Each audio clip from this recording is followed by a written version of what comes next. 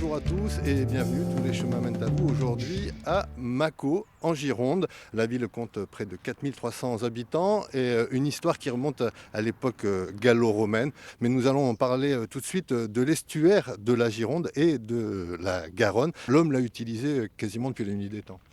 Oui, en tout cas, l'âge préhistorique, oui, c'est attesté. Donc, il a servi au transport, à la promenade, à la visite, à la défense. C'est un estuaire très emprunté, très fréquenté. On dit qu'il est le plus vaste d'Europe, il fait 625 km² et s'étire jusqu'à 12 km en largeur à certains endroits.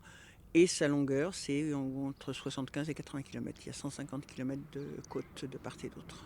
Néanmoins, il reste fragile et l'impact de l'homme est évident. Il y a une vigilance constante à avoir. Oui, bien sûr, c'est comme tous les milieux naturels, il faut le protéger, l'aider éventuellement.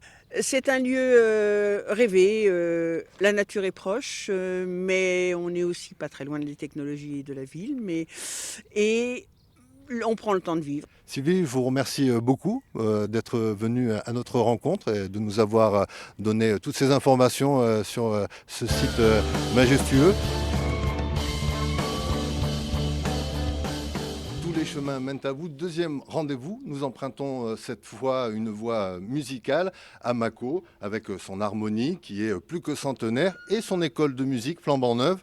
Pour en parler, nous allons à la rencontre de son directeur. Bonjour James. On a fait notre entrée ici en septembre.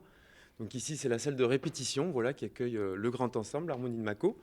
Et ici, de ce côté-là, vous avez les différentes pièces avec les différents cours d'instruments qu'on propose. La clarinette, la flûte traversière, la trompette, le saxophone, le piano, la guitare basse.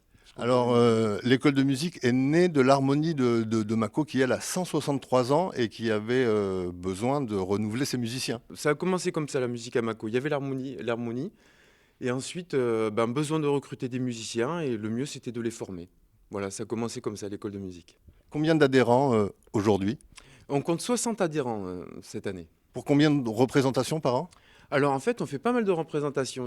Parce qu'il y a l'harmonie, bien sûr, donc, qui est le socle de l'école de musique, mais il y a aussi un ensemble de saxophones.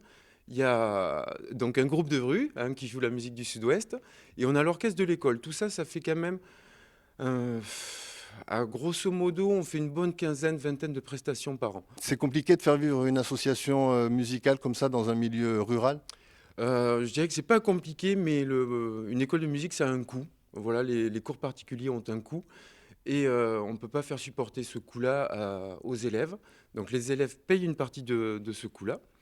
On est aidé aussi par la municipalité, mais aussi on doit chercher des fonds. Et la meilleure solution, c'est de trouver ces fonds en proposant des prestations musicales. Et pour ça, voilà, le groupe de rue était l'idéal parce que ici, il y a quand même une culture sud-ouest et il y a de la demande. Donc voilà, on a monté un groupe de rue. Je vous remercie beaucoup, James. Et puis, j'espère qu'on aura bientôt l'occasion de se retrouver dans la rue pour vous écouter.